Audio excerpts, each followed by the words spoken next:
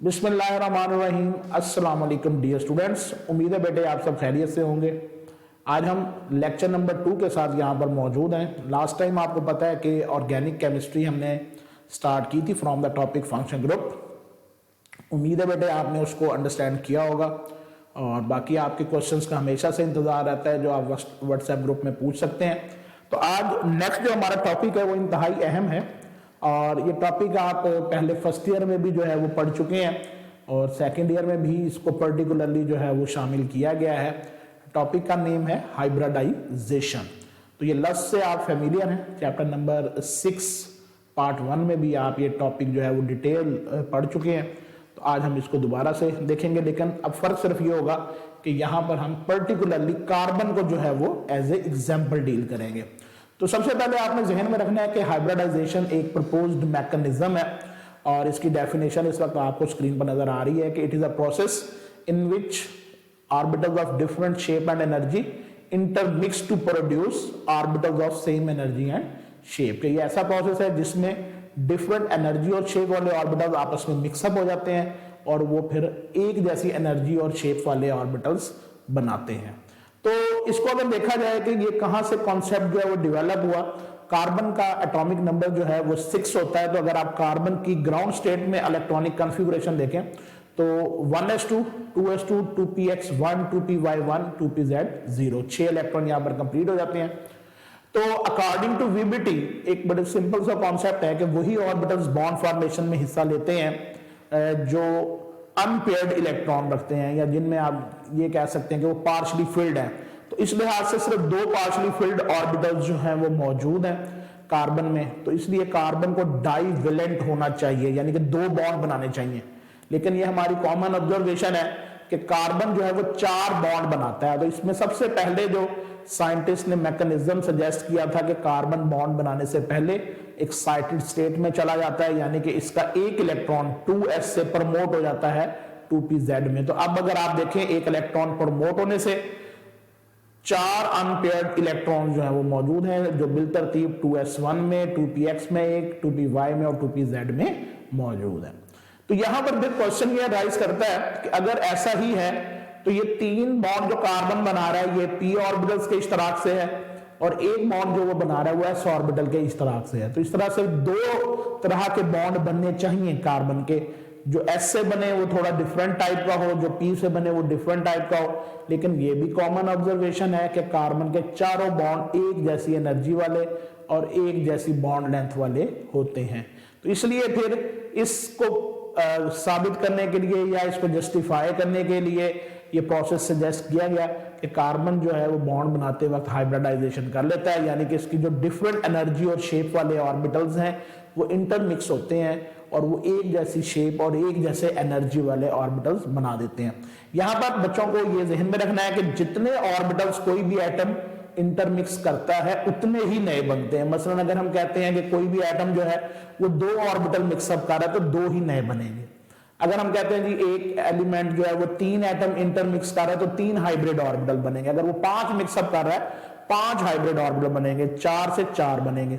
तो carbon mostly देखें आप s और p के 3, तो टोटल इसके पास 4 ऑर्बिटल्स जो है वो मौजूद हैं। तो इसमें अब कार्बन किसी मॉलिक्यूल में एक s और तीनों p को मिक्स करेगा तो ये 4 ऑर्बिटल मिक्सअप हो जाएंगे, इसे हम sp3 हाइब्रिडाइजेशन कहते हैं। किसी कंपाउंड में ये s और p के 2 ऑर्बिटल मिक्सअप करेगा, एक को अनहाइब्रिड छोड़ देगा तो इसे हम sp2 हाइब्रिडाइजेशन कहते हैं। किसी में ये एक s और एक p को इंटरमिक्स करेगा तो इसे हम sp हाइब्रिडाइजेशन का नाम देते हैं। तो ये जितने भी ऑर्बिटल मिक्सअप करेगा उतने ही नए बनेंगे और उनको हम फिर उसी टाइप के लिहाज से sp3, sp2 और sp में कैटेगराइज करेंगे। तो सबसे पहले जो पहली इसकी टाइप है वो है sp3 हाइब्रिडाइजेशन। तो नाम में ही थोड़ा सा अगर आप गौर करें कि ऐसी हाइब्रिडाइजेशन जिसमें एक s और 3 p के ऑर्बिटल्स इंटरमिक्स होते हैं और 4 हाइब्रिड ऑर्बिटल्स जो वो बनते हैं। तो ज्यादातर जो ये हाइब्रिडाइजेशन है कार्बन अल्केन्स में शो करता है। अभी हमने पिछले लेक्चर में अल्केन को डिफरेंशिएट किया था। यहाँ पर कार्बन कार्बन का सिंगल कोवेलेंट बॉन्ड मौजूद होता है। तो इसकी जो बेटे एग्जाम्पल है वो है मीथेन CH4। तो अगर आप डेफिनेशन देखें तो कहते हैं in order to explain the bonding and shape of molecule, carbon is attached with 4 other atom, all these 4 atomic orbitals are mixed together to give rise to 4 new equivalent hybrid atomic orbitals having same shape and energy. This mode of hybridization is called sp3 hybridization. तो कहते हैं all these 4 sp3 hybrid orbitals are degenerate. Degenerate का मतलब होता है जिनकी equal energy होगी। पहले हाइब्रिडाइजेशन से पहले डिफरेंट थी, लेकिन अब जब हाइब्रिडाइज हो गए हैं तो इनकी शेप भी एक जैसी है और एनर्जी भी सेम है। And they are directed at an angle of 109.5 degree in space to give a tetrahedral geometry.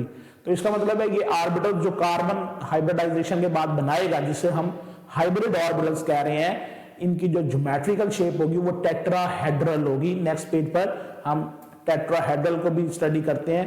ये s ऑर्बिटल हो गया और ये 3 p के ऑर्बिटल हो गए, px, py और pz। ये मिक्सिंग हो रही है और मिक्सिंग होकर अब ये 4 हाइब्रिड ऑर्बिटल्स बने हैं। तो ये देखें 1, 2, 3 और ये 4, ये चारों आपस में एक खास एंगल पर मौजूद हैं। वो एंगल है 109.5 डिग्री का और इसको हम कहते हैं टेट्राहेड्रल ज्योमेट्री। तो बाकी फिर ये चारों हाइब्रिड ऑर्बिटल CH4 में हाइड्रोजन से ओवरलैप करेंगे, तो 4 बॉन्ड बनेंगे बिटवीन कार्बन एंड हाइड्रोजन। और मीथेन का भी ज्योमेट्रिकल स्ट्रक्चर वही होगा जो हाइब्रिड ऑर्बिटल्स का था, यानी मीथेन भी टेट्राहेड्रल होगी और उसमें ज्योमेट्री का जो एंगल होगा between different carbon, hydrogen and carbon, that will be 109.5 degree. तो हम कहते हैं जी मीथेन में sp3 हाइब्रिडाइजेशन होती है, इसकी ज्योमेट्री जो है वो टेट्राहेड्रल है और इसमें बॉन्ड एंगल जो है वो 109.5 डिग्री है। तो इस तरह हमारे पास मीथेन की ज्योमेट्री को जब भी हम एक्सप्लेन करेंगे वो on the basis of sp3 यानी 1s एंड 3p ऑर्बिटल्स की इंटरमिक्सिंग की वजह से शो करेंगे। उसके बाद बेटे जो दूसरी एग्जांपल है इसकी वो इथेन की है। इथेन में सिर्फ ये भी एक अल्केन है, लेकिन फर्क ये है कि इसमें 2 कार्बन है। ये सब इथेन का फॉर्मूला लिखा हुआ है CH3 single bond CH3, this is ethane. अब इथेन में भी हर कार्बन, 2 कार्बन है पहली बात, एक और ये दोनों कार्बन जो है वो sp3 हाइब्रिडाइजेशन करते हैं। तो ये भी उसी तरह 4 हाइब्रिड ऑर्बिटल्स जो हैं वो आपस में डेवलप करते हैं। ये भी कार्बन 4 हाइब्रिड ऑर्बिटल बनाएगा, हर एक का नाम sp3 हाइब्रिड ऑर्बिटल होगा। ये कार्बन भी 4 बनाएगा। तो अब नीचे उन 4 हाइब्रिड ऑर्बिटल्स की अरेंजमेंट जो है वो मैंने आपसे शेयर की हुई है। ये एक कार्बन है, इसका एक हाइब्रिड ऑर्बिटल ये है, ये कार्बन है दूसरा, इसका एक sp3 हाइब्रिड ऑर्बिटल ये है। तो कार्बन और कार्बन में ये जो सिंगल बॉन्ड बना हुआ है, ये बना हुआ है, इसे हम कहते हैं ओवरलैप, ऑर्बिटल्स का एक दूसरे के ऊपर लाई करना। तो कार्बन कार्बन जो बॉन्ड बना है वो sp3 लीनियर ओवरलैप से बना है और उसके नतीजे में बना है सिग्मा कोवेलेंट बॉन्ड। ये भी फर्स्ट ईयर की बात है, जब हमने सिग्मा और पाई में डिफरेंशिएट किया था। तो लीनियर ओवरलैपिंग से जो बॉन्ड बनता है उसे हम सिग्मा बॉन्ड कहते हैं और जो पैरेलल ओवरलैपिंग से बनता है उसे हम पाई बॉन्ड कहते हैं। तो अब देखें, आप कार्बन का एक ऑर्बिटल तो कार्बन के साथ बॉन्ड बनाने में एंगेज हो गया दोनों का, बाकी इनके पास बच गए 3 हाइब्रिड ऑर्बिटल, क्योंकि टोटल 4 थे। तो अब उनमें से ये तीनों देखें हाइड्रोजन ने ओवरलैप किए हुए, 3 हाइड्रोजन इसके साथ ओवरलैप कर लिए हैं और 3 इसके साथ ओवरलैप कर लिए हैं। तो इस तरह इनकी सारे 4 के 4 जो हाइब्रिड ऑर्बिटल थे वो सिग्मा बॉन्ड बनाने में इन्वॉल्व हो गए हैं। तो अगर आपसे कोई पूछता है जी इथेन में कितने टोटल सिग्मा बॉन्ड कितने हैं, तो आप देखेंगे 1 2 3 4 5 6 और ये 7 सिग्मा बॉन्ड जो हैं वो मौजूद हैं। तो उनमें से 6 जो हैं वो कार्बन और हाइड्रोजन के दरमियान है। इसमें से ये ऑर्बिटल sp3 और ये s, तो सारे इसी तरह sp3s।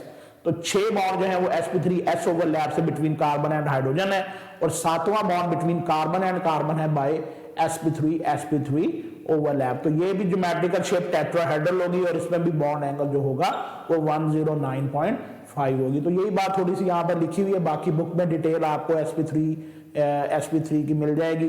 तो इन इथेन कहते हैं CH3 the 2 tetrahedrons of each carbon are joined together as shown in the above figure, जो हमने पहले भी फिगर देखी उसमें शो किया गया है। तो बाकी ये है कि further addition of a carbon atom with ethane will mean that attachment of another tetrahedron. तो जैसे जैसे कार्बन चेन बढ़ती जाएगी अल्केन में sp3 हाइब्रिडाइजेशन से टेट्राहेड्रॉन्स मजीद ऐड होती जाएंगी। तो इसका मतलब है कि ज्योमेट्री पे फर्क नहीं आएगा, लेकिन सिर्फ उसमें टेट्राहेड्रॉन्स की तादाद बढ़ती चली जाएगी। तो ये हमारी पहली टाइप की हाइब्रिडाइजेशन है जिसे हम कहते हैं sp3 हाइब्रिडाइजेशन। अब इसकी 2 टाइप्स जो हैं वो बाकी हैं, तो वो इंशाल्लाह मैं आपसे नेक्स्ट लेक्चर में डिस्कस करूंगा। आपने इसको बुक से अच्छे तरीके से रीड करना है। इन केस एनी प्रॉब्लम आप मुझसे व्हाट्सएप ग्रुप में वो सवाल पूछ सकते हैं, मैं एज सुन एज पॉसिबल उसको रिप्लाई कर दूंगा। अपना ख्याल रखें, खूब मेहनत करें। अल्लाह हाफिज़।